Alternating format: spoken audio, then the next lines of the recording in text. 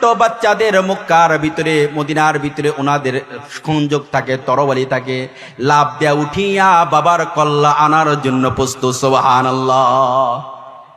আল্লাহর পয়গম্বর জনাবে মুহাম্মদুর রাসূলুল্লাহ সাল্লাল্লাহু আলাইহি ওয়াসাল্লাম বলে, ও তলহা, আমার আশিক, দুনিয়ার ভিতরে আমি পয়গম্বর মানুষকে কল্লা কাটার জন্য পাঠাই নাই, বাবাকে হত্যা করার জন্য পাঠাই নাই। তলহা, তরে আমি পরীক্ষা করলাম তুই আমারে কি পরিমাণ ভালোবাসো। সুবহান। তলহা রাদিয়াল্লাহু তাআলা আনহু পরীক্ষায় পাস না ফেল? পরীক্ষায় পাস।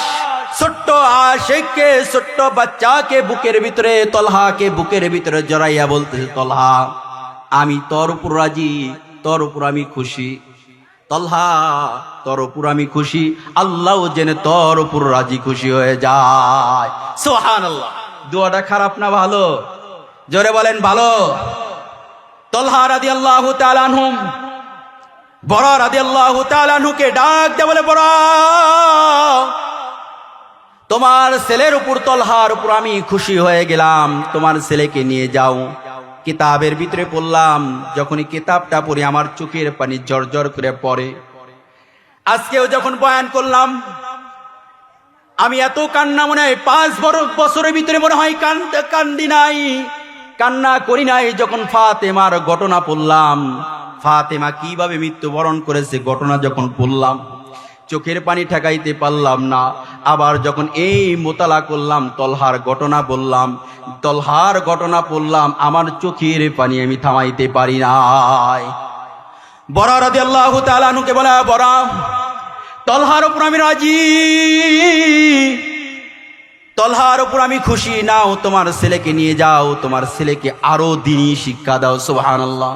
কিতাবের ভিতরে পড়লাম, যখনই বাড়িতে যাওয়ার পরে রাত্রে বেলা ঘুমাইছে, ঘুম থেকে ওঠার পরে বরার ছেলে তলহা ছোট্ট আশিক অসুস্থ হয়ে যায়। অসুস্থ হয়ে যাওয়ার পরে মজলিসে আসে, কিন্তু বরা আসে, কিন্তু ওনার ছেলে আসে না। একদিন মজলিসের ভিতরে ডাক দে, বরা সাহাবী, বরা রাদিয়াল্লাহু তাআলা, তোমার ছেলে কো, আমার আশিক কো? মজলিসের ভিতরে ডাক দিতে, আমার আশিক কো, তলহা কো? ইয়া রাসূলুল্লাহ, ইয়া হাবিবাল্লাহ, আপনার আশিক তো অসুস্থ। কি? অনেক তাপমাত্রা বেশি ভালো না। বরা রাদিয়াল্লাহু তাআলা আনহুকে বলা হয়, চলো যাই, আমি পয়গম্বর জনাবে মুহাম্মদুর রাসূলুল্লাহ সাল্লাল্লাহু আলাইহি ওয়াসাল্লাম তোমার বাড়িতে যাব। বাড়িতে যাওয়ার পরে বরার মাথার উপর হাত রাখিয়া চলে আসে। আবার কিছুদিন পরে আবার খোঁজ খবর নাই। আমার তলহা, আমার আশিকের খবর কি? ইয়া রাসূলুল্লাহ, ইয়া হাবিবাল্লাহ, আশিকের অবস্থা বেশি ভালো না, তলহার অবস্থা বেশি ভালো না। কেন? দিনে দিনে খারাপের দিকে যাচ্ছে। জনাবে মুহাম্মদ রাসূলুল্লাহ সাল্লাল্লাহু আলাইহি ওয়াসাল্লাম তলহা রাদিয়াল্লাহু তাআলা আনহুকে আবার দেখতে যায়। যাওয়ার পরে যখন চোখের দিকে তাকায়, চোখটা লাল বর্ণ হয়ে গেছে, তলহার অবস্থা ভালো না। আল্লাহর পয়গম্বর বুঝতে পারে আমার আশিক আর দুনিয়ার ভিতরে বাঁচবে না, কেননা আমার ছোট্ট আশিক, এই ছোট্ট আশিকের অবস্থা তেমন ভালো না। এদিকে যখন তলহা রাদিয়াল্লাহু তাআলা আনহুকে আদর করে, মায়া করিয়া আমার পয়গম্বর যখন বরা রাদিয়াল্লাহু তাআলা আনহুকে ডাক দেয়, এ বরা, মনে হয় তোমার ছেলের অবস্থা ভালো না, মনে হয় তোমার ছেলে দুনিয়ার মায়া ত্যাগ করিয়া মনে হয় চলিয়া যাবে, পরকালে চলিয়া যাবে। ও বরা, তোমাকে একটা নসিহত করে যায়, আমি পয়গম্বর যদি তলহা যদি মৃত্যুবরণ করে, আমি তলহার জানাজা পড়াবো, আমি তলহার কবরে নামবো, আমি তলহাকে মাটি চাপা দিব, আমি তলহার জন্য দোয়া করব, আমি তলহার জানাজায় শরীক হব। যখনই মারা যায়, রাত্রে হোক দিনে হোক, আমাকে বলবা, আমি পয়গম্বর জানাজা পড়াইব। সুবহানাল্লাহ। কিতাবের ভিতরে যখন পড়লাম, আমার চোখের পানি রাখতে পারলাম না।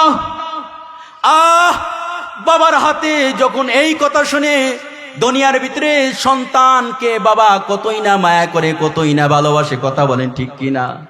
বাবা যদি ছেলে যদি অসুস্থ হয়, বাবা যায় মাথায় হাত দেয়, মা যায় মাথায় হাত দেয়। আয় আল্লাহ, তুমি আমার ছেলেকে তুমি সুস্থ করিয়া দাও। আল্লাহ, দরকার পড়লে আমার হায়াতটা কমাইয়া দাও, তারপরেও তুমি আমার ছেলের হায়াত বৃদ্ধি করিয়া দাও। মা বাবা দোয়া করে। বরা রাদিয়াল্লাহু তাআলা আনহুকে যখনই বলা হয়েছে, বরা রাদিয়াল্লাহু তাআলা আনহু তলহার কথা যখনই বলেছে, তোমার ছেলে মনে হয় বেশি দিন বাঁচবে না, পর্দার আড়াল থেকে ওনার মা শুনে, তলহার মা শুনে। তলহার মা শোনার পরে যখন আল্লাহর পয়গম্বর চলিয়া যায়, আল্লাহর পয়গম্বরকে বলা হয়, ও তলহার বাবা বরা, ও তলহার বাবা, আমার ছেলের জন্য পয়গম্বর কি বলল? কয় আমার ছেলের জন্য বলল, যদি আল্লাহর পয়গম্বর বলে তলহা যদি মারা যায় তলহার জানাজা করবে আল্লাহর পয়গম্বর, তলহা যদি মারা যায় তলহার জানাজা পড়াইবে, কবরে নামবে, মাটি খনন করিয়া মাটি চাপা দিবে, এই বলিয়া গেল। এই কথা শোনার পরে যখন ওনার মা, তলহার মা হাউমাউ করিয়া কান্না করে, আল্লাহ তুমি আমারে সন্তান দিলাও, তুমি আমারে সন্তান দিলে আবার দুনিয়ার ভিতর থেকে নিয়ে যাইবা। দুনিয়ার ভিতরে সন্তান যদি মারা যায়, বাবা যদি লাশ যদি বহন করে, দুনিয়ার ভিতরে সবচেয়ে বড় বোঝা, বাড়ি বোঝা সন্তানের লাশ। কথা বলেন ঠিক কিনা? আরে তলহা দুনিয়ার ভিতরে মনে হয় বাঁচবে না, বাঁচবে না। এদিকে মা এবং বাবা যখন কথা বলে, তলহা ছোট্ট আসে ঘরের ভিতর দিকে শুনতে পায় কি জানি কথা বলে। মা এবং বাবাকে ডাক দেওয়া হলো, বাবা, ও বাবা, তোমরা সত্য কথা বলবা, আমার পয়গম্বর আমার নামে কি বলেছে? সুবহানাল্লাহ। আমার পয়গম্বর আমার নামে কি কথা বলো?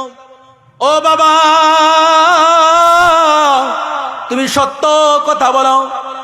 সত্য কথা যখন হাত দুনিয়া ওসিয়ত করে, বাবার কাছে শুনতে চায়, কি বলবে? বলছে, বাবা, আল্লাহর পয়গম্বর বলল তুমি অসুস্থ, মনে হয় বেশি দিন বাঁচবা না, তোমার জানাজা পড়াইতে চাইছে, তোমার কবর খনন করিয়া তোমার মাটি দিতে চাইছে। তলহা রাদিয়াল্লাহু তাআলা আনহু আল্লাহর পয়গম্বর জনাবে মুহাম্মদুর রাসূলুল্লাহ সাল্লাল্লাহু আলাইহি ওয়াসাল্লামের কথা স্মরণ করিয়া বলে, বাবা, আমি যেহেতু মারাই যাব, তোমাকে আমি আরেকটা ওসিয়ত করে যাই। সুবহানাল্লাহ। ছোট্ট বাচ্চা কি ওসিয়ত করবে? ও বাবা, রাত্রে বেলায় যদি আমি মারা যাই, আমার পয়গম্বরকে আপনি বলবেন না, কেননা আমার পয়গম্বর রাত্রেবেলা যদি মারা যায়, আমার পয়গম্বর আমাকে জানাজা করার জন্য আসবে, কাফন দাফন করবে, মাটি দিবে। ওই যে ইহুদির বাচ্চারা আছে, ওই ইহুদির বাচ্চারা রাত্রেবেলা যখন আমার